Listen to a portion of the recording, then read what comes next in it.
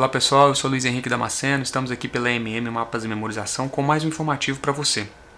Hoje vamos trabalhar o informativo 865 do STF. Esse material você encontra no nosso site no formato PDF. Vamos para o primeiro julgado. Parlamentar. Imunidade material alcança o crime do artigo 3º da Lei 7492. No caso concreto, o STF disse que o parlamentar não vai responder por dizer inverdade, por dizer apontar dados falsos sobre um banco estatal com a intenção de privatizá-lo. Ou seja, o parlamentar no discurso ele vem e fala durante o seu discurso uma série de dados que não são verídicos, com o objetivo, com o escopo de promover a privatização de determinado banco estatal, tá certo? Ele não vai responder por isso, pois ao parlamentar é garantida a imunidade material, tá lá na Constituição Federal no artigo 53, tá certo? Então a imunidade material abarca o crime do artigo 3º. O crime do artigo 3º da Lei 7492, ele trata justamente deste crime contra instituições financeiras, como se fosse denigrir a imagem ali da instituição financeira com dados que não representam a realidade, ok? O parlamentar ele é imune a imunidade material alcança esse delito. Perfeito? Próximo julgado. Confisco do artigo 243 da Constituição Federal. Confisco, artigo 243 da Constituição Federal. Alcança todo e qualquer bem. Não precisa comprovar o uso habitual do bem para o tráfico ou que o bem sofreu uma modificação para ocultar o transporte da droga, por exemplo, tá? Então, confisca alcança todo e qualquer bem, tá? Isso há uma mudança aí, porque boa parte da jurisprudência decidia que para você ter, por exemplo, o perdimento de um veículo que estava sendo utilizado para o transporte de uma droga, de uma grande quantidade de droga, você tinha que demonstrar uso habitual ou modificação para ocultar o transporte. O STF veio e disse, olha, confisca alcança todo e qualquer bem. Não há que se demonstrar uso habitual ou modificação para ocultar o transporte. Tá certo? Habeas corpus. Não cabe contra decisão monocrática de ministro do STF. Decisão monocrática de ministro do STF, contra essa decisão não cabe HC. Perfeito? Advogado, prisão cautelar, pessoal, prisão cautelar. Tranquilidade, sala de Estado Maior, tá? Isso tá lá no Estatuto da OAB, no artigo 7º, perfeito? Artigo 7º, prisão do advogado, sala de Estado Maior. Artigo 7º, ocorre que prisão-pena não se aplicaria à sala de Estado Maior, tá certo?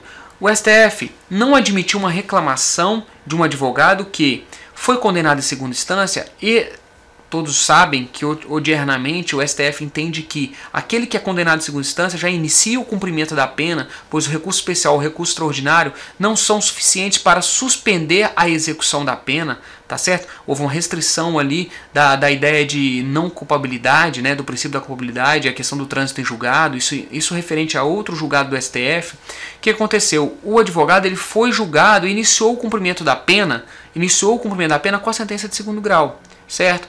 Ele impetrou uma reclamação buscando combater essa decisão no aspecto de que ele estava cumprindo a pena, iria começar a cumprir a pena fora de uma sala de Estado Maior. O STF não recebeu essa reclamação. O STF entendeu que não era o caso, não era cabível a reclamação ali, tá certo? Dizer que o STF entende que não cabe, que não deve cumprir a pena em sala de Estado Maior o advogado, quando trata-se de pena mesmo, não de medida cautelar, não de uma pena cautelar, quando se trata de uma condenação, ainda é cedo, tá? No STJ, tranquilo, ao advogado condenado não é garantido o cumprimento da pena em sala de Estado Maior. E essa garantia ela é para uma prisão provisória, tá? Isso no STJ tranquilo. No STF, o que o STF simplesmente fez? Não aceitou a reclamação. Então não adentrou diretamente no ponto, tá? Não adentrou diretamente no ponto nesse julgado, tá? Mas a tendência, ao meu ver, é que o STF siga mais ou menos a mesma linha do STJ e defenda a ideia de que o advogado, para cumprir condenação e não uma pena provisória, ele não vai abarcar ali a questão da sala de Estado Maior. Ele não tem essa garantia de cumprir em sala de Estado Maior. Perfeito? Próximo julgado, honorários recursais.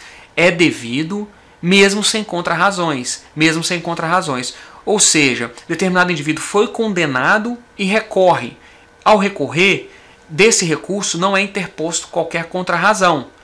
Mesmo assim, se a sentença que foi contrária vier a ser confirmada pelo Tribunal de Justiça, esse advogado que recorreu, a parte que recorreu, vai ter aumentada, elevada os honorários advocatícios, tá certo? Então olha só, honorários recursais são devidos mesmo que não haja contrarrazões. Por quê? Ora, se a outra parte não teve mais trabalho, por que os honorários vão sofrer esse aumento, essa elevação na condenação?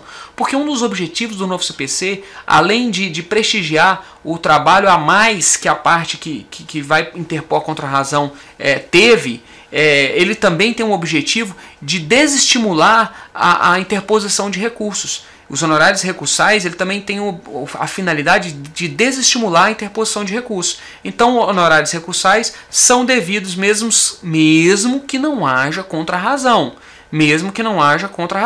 Porque o objetivo do legislador infraconstitucional foi também desestimular a interposição de recursos contra sentenças de primeiro grau ou outras decisões judiciais, ok? Vamos lá, pessoal. Este foi o nosso julgado do informativo, último julgado do informativo 863, tá? A gente encerra por aqui. Se você gostou desse vídeo, compartilhe e vamos juntos buscar o almejado cargo público aí por você.